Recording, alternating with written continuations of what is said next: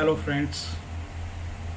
27 जून को SME day मनाया जाता है इंटरनेशनली। और पिछले 4-5 दिन से मैं काफ़ी सारे इस तरह की वीडियोस देख रहा हूँ और सुन रहा हूँ लोगों को कि एसएमईज कैसे पॉपुलर एक कॉन्सेप्ट होता जा रहा है धीरे धीरे करके। और कुछ लोगों ने मेहनत भी की है इसके पीछे, और इसके कारण जो है एसएमई जो है एक तरह से एक ब्रांड के रूप में निकल के आ रहा है। लेकिन थोड़ा सा हमें समझना पड़ेगा कि एसएमई की ज़रूरत क्या है, क्या ज़रूरत है, या क्यों मनाया हम एसएमई डे क्यों मनाते हैं, या किस कारण से इंडिया में एसएसआई की जो रिजर्वेशन थी शुरू में प्रोडक्ट्स की वो की गई थी और बाद में उसको क्यों हटाया गया। तो इसके बारे में थोड़ा सा आज बात करेंगे। इससे पहले भी मैंने एमएसएमई सेक्टर पर एक वीडियो बनाया था जो कि पॉलिसी से रिलेटेड था, उसमें काफ़ी सारी चीज़ें कवर की थी। लेकिन पिछले दिनों ये सुन के और जो एमएसएमई रिलेटेड काफ़ी सारी वीडियो देखकर मुझे लगा कि काफ़ी सारे इस तरह के इश्यूज हैं जो कि एमएसएमई सेक्टर को एड्रेस किए जाने चाहिए, जो अभी तक नहीं किए जा रहे। अब ये देखें कि हिस्टोरिकली इंडिया में एमएसएमई सेक्टर का जो रिजर्वेशन था वो 1967 में पहली बार किया गया, जिसमें लगभग 50 के 47 प्रोडक्ट जो हैं वो एमएसएमई सेक्टर के लिए रिजर्व किए गए थे। इसके पीछे रीज़न ये था कि जब मुझे वो अपने कॉलेज डेज की याद आती है, जब हमारे जो इकोनॉमिक्स के टीचर थे वो पढ़ाते थे कि feed the baby, protect the child and free the adult. तो उसी कॉन्सेप्ट पे, क्योंकि इंडिया नया नया था उस समय और उस कारण से ये ज़रूरी था कि जो एमएसएमई सेक्टर है उसमें कैसे हम जो नई इकाइयाँ या नए इस तरह की यूनिट्स, जो छोटी यूनिट्स हैं वो निकल के आ रही है, उनको कैसे सपोर्ट कर सकते हैं। तो फीड द बेबी का कॉन्सेप्ट पे बेस करके ये था कि शुरू में काफ़ी सारी जो प्रोडक्ट्स थे वो एमएसएमई सेक्टर के लिए 50 के आसपास थे, जिनको बाद में बढ़ाते रहे और 1984 में मिड 80s में जाके ये जो नंबर ऑफ प्रोडक्ट जो रिजर्व थे एमएसएमई के लिए वो पीक पर पहुंच गए, जो कि लगभग 874 के आसपास थे। उसके बाद धीरे धीरे करके 90s में जो लिबरलाइजेशन पॉलिसीज़ आई उसमें ये हुआ कि जो बेसिक आर्गूमेंट है एमएसएमई सेक्टर का कि उसमें एम्प्लॉयमेंट मिलता है, उनको कंपटीशन वो फेस नहीं कर सकते, बहुत सारे इस तरह के आर्गूमेंट दिए जाते थे।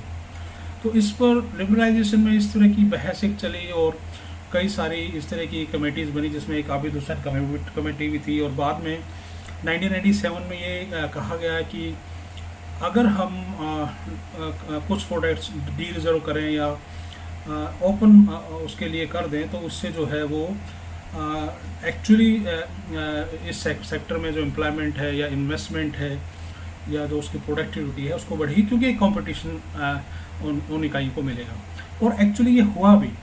कई सारी स्टडीज़ ऐसी आई जिसमें ये बताया गया कि जो जिन सेक्टर्स में जो रिजर्वेशन था जो हटाया गया, उन सेक्टर्स में प्रोडक्टिविटी भी बढ़ी, एम्प्लॉयमेंट भी बढ़ा, और उनकी खुद की जो एसएसआई की इकाइयाँ थी उनकी अपनी खुद की प्रोडक्टिविटी बहुत बढ़ी और नई इकाइयाँ बहुत सारी उस सेक्टर में आ गई, जिस कारण से जो कंज्यूमर था उसको बेनिफिट हुआ और जो प्राइस जो है वो कम होने लगा। तो इस आर्गूमेंट को बेस करके ये हुआ कि हम धीरे धीरे करके 2015 तक काफ़ी सारी जो रिजर्वेशन पॉलिसीज थी या इस तरह की जो पॉलिसी थी वो एमएसएमई सेक्टर के लिए लगभग ख़त्म हो गई। और आज हम लोग जो है वो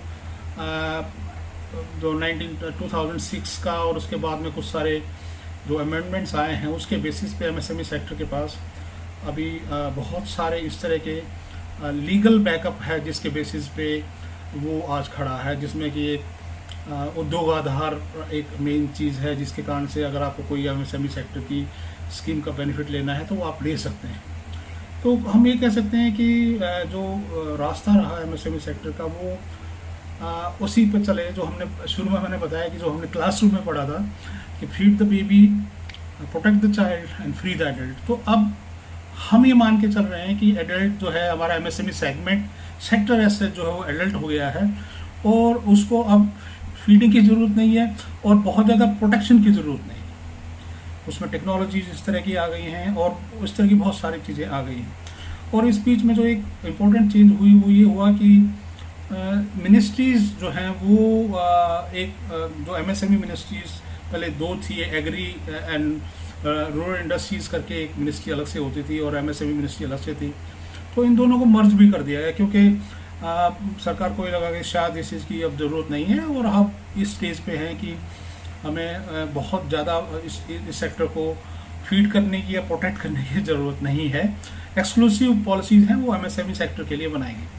लेकिन जो दूसरी चीज़ जो इस प्रोसेस में डेवलप हुई वो ये हुआ कि इस सेक्टर में MSME, micro, small and medium enterprises हैं, उन सब को एक जैसा ही मान लिया गया। डेफिनेशन चेंजेस हो गई 2021 में और चेंजेस होने के कारण से अब काफ़ी बड़ी कंपनी और काफ़ी छोटी कंपनी उसको एक तरह से हार्मोनाइज कर दिया गया या वो एक ही सेक्टर का पार्ट मान लिया गया। जबकि हम ये जानते हैं कि जो हमारी माइक्रो एंटरप्राइजेज हैं, जो टोटल एमएसएमई सेक्टर है उसका 99% से भी ज़्यादा माइक्रो एंटरप्राइजेज है। तो मुझे जो आज लगता है, जो एमएसएमई डे पे मुझे लगता है कि कायदे से सिर्फ ये बहुत ज़रूरी है कि माइक्रो एंटरप्राइजेज के लिए एक अलग से पॉलिसी होनी चाहिए। हालांकि कुछ स्कीम्स में ये प्रोविज़न रखा गया है कि स्मॉल एंड माइक्रो एंटरप्राइजेज जो हैं वही उसका बेनिफिट उठा सकती हैं और जो मीडियम यूनिट्स हैं वो उसका बेनिफिट नहीं उठा सकती। लेकिन फिर भी कुछ इस तरह की पॉलिसीज़ की ज़रूरत है जो सिर्फ माइक्रो एंटरप्राइजेज के लिए होनी चाहिए। जैसे कि जो उनके मेजर चैलेंजेस देखिए, मेजर चैलेंजेस क्या है उनका? सबसे बड़ा चैलेंज है उनका फाइनेंस, मार्केटिंग दूसरा बड़ा चैलेंज है, तीसरा है टेक्नोलॉजी जो बहुत बड़ा चैलेंज है। तो ये जितनी तीनों चीज़ें हैं इनका सबका फोकस जो है वो मीडियम एंटरप्राइजेस पे रहता है। इवन जो हमारे स्पेशलाइज्ड बैंक्स हैं जो कि एमएसएमई सेक्टर को कैटर करते हैं, वो अलग से माइक्रो एंटरप्राइजेस को कितना सपोर्ट किया, स्मॉल को कितना किया और मीडियम को कितना किया, ये कोई अलग से नहीं दिखाता। एटलीस्ट मैंने नहीं देखा है, अगर कहीं है तो। आरबीआई की काफ़ी सारी रिपोर्ट्स भी थी, तो उसको क्लब कर दिया जाता है और पूरा जो एमएसएमई सेक्टर है उसको एक प्रायोरिटी सेक्टर में लेके और एक जगह क्लब कर दिया जाता है। तो और क्योंकि अभी डेफिनेशन वगैरह में चीज़ आने के कारण से जो इन्वेस्टमेंट लिमिट है या जो टर्नओवर लिमिट है वो काफ़ी बढ़ गई है। उसका नतीजा ये हुआ कि जो सबसे नीचे वाला तबका है जो 99% है उसके लिए अपॉर्चुनिटीज़ बहुत कम रह गई हैं। तो उनकी अपॉर्चुनिटीज़ को बढ़ाने के लिए माइक्रो एंटरप्राइजेस की जो ब्रांडिंग है वो ज़रूरी है। क्योंकि इस बीच में क्या हुआ कि एक बहुत ज़्यादा जो नेग्लिजेंस हुई माइक्रो एंटरप्राइजेस की वो हुई एसोसिएशंस की जो रोल रहा है वो माइक्रो एंटरप्राइजेस के लिए बहुत फ्रेंडली नहीं रहा। इसलिए नहीं रहा कि उनके पास इतनी कैपेसिटी टू पे नहीं होती या वो इतना अपने आप को ऑर्गेनाइज नहीं कर पाते। तो कुल मिला के ये रहता है कि जो 90s में और 2000 में बहुत सारी ऐसी एसोसिएशंस आई जो कि साउथ में भी और नॉर्थ में भी, मैं नाम नहीं लूँगा यहाँ पे, बट उनका जो मेजर फोकस रहता है वो मीडियम एंटरप्राइजेस पे रहता है। तो कोई इस तरह का एसोसिएशन नहीं है माइक्रो एंटरप्राइजेस की या आर्टिजन्स की, कोई मेजर एसोसिएशन नहीं है। जो सपोर्ट है, जो गवर्नमेंट का सपोर्ट है वही सपोर्ट है, उसमें भी कोई बहुत अच्छे रिजल्ट्स नहीं है। मैं अलग से स्कीम्स का रिव्यू करके मैं बताऊंगा कि जो हमारी माइक्रो एंटरप्राइजेस के लिए जो छोटी बहुत ही यूनिट्स हैं उनके लिए जो स्कीम्स हैं वो कितनी इफेक्टिव रही हैं। लेकिन मेरा मानना यह है कि क्योंकि माइक्रो एंटरप्राइजेस की अलग से कोई ब्रांडिंग नहीं है। जैसा कि पहले जो मिनिस्ट्री थी एग्रो एंड रूरल इंडस्ट्रीज़ की, उसमें फिर भी हम ये था कि मतलब जो लोकल जो इंडस्ट्रीज़ थी उस पर स्पेशल एक अकाउंटेबिलिटी थी। अभी जो अकाउंटेबिलिटी है वो मीडियम, स्मॉल एंड माइक्रो उनके लिए है। अब मीडियम तो काफ़ी बड़ा मीडियम हो गया, वो तो उसका टर्नओवर 100 करोड़ से भी ज़्यादा है, मतलब वो इस तरह का मीडियम हो गया है।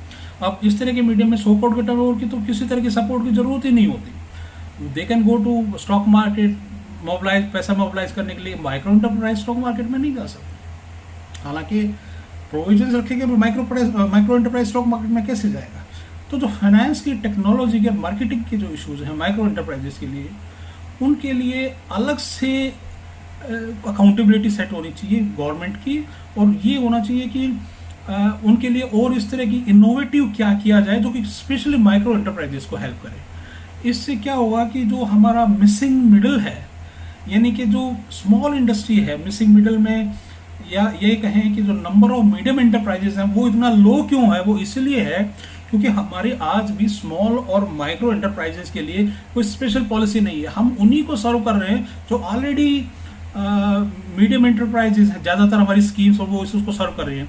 तो मिसिंग मिडल वाले कॉन्सेप्ट को, उसका नंबर बढ़ाने के लिए और उसको एक इस स्टेज पे लाने के लिए कि जो 99% हमारी जो माइक्रो एंटरप्राइजेस हैं, क्या हम उसको 90% कर सकते हैं और 10% स्मॉल एंड मीडियम कर सकते हैं, इस पर गवर्नमेंट को सोचना चाहिए। तो आज एमएसएमई डे के दिन मेरा सबसे ये रिक्वेस्ट है, अपील है गवर्नमेंट से स्पेशली कि वो माइक्रो एंटरप्राइजेस के बारे में स्पेशली सोचे, क्योंकि उनकी कोई लॉबी नहीं है, उनकी कोई इस तरह की बड़ी एसोसिएशन नहीं है। ज़्यादातर एसोसिएशन जो रिप्रेजेंट करती हैं वो मीडियम एंटरप्राइजेस को ही रिप्रेजेंट करती हैं, और ख़ास तौर पे जो सेक्टर्स हैं वो भी इस तरह से डिमार्केटेड है। जैसे मीडियम एंटरप्राइजेस के सेक्टर्स आपको इंजीनियरिंग मिल जाएगा, आपको इलेक्ट्रिकल मिल जाएगा, आपको ऑटो कंपोनेंट मिल जाएगा, इस तरह के सेक्टर्स मीडियम एंटरप्राइजेस में ज़्यादा है, या आईटी सेक्टर में मिल जाएगा। लेकिन जो माइक्रो एंटरप्राइजेस के सेक्टर्स हैं वो एग्री, या जैसे फूड प्रोडक्ट्स है, या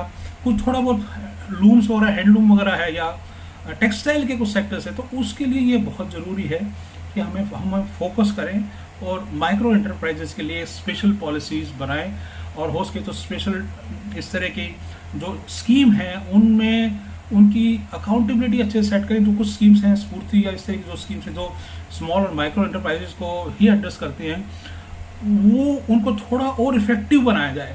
अभी वो इतनी इफेक्टिव नहीं है कि उनकी कवरेज कम है, उनकी जो यूटिलाइजेशन लेवल है वो बहुत कम है। तो इन सब को टैकल करके ही हम ये कर सकते हैं कि जो हमारा मिसिंग मिडल है वो हमारा नंबर बढ़ सकता है।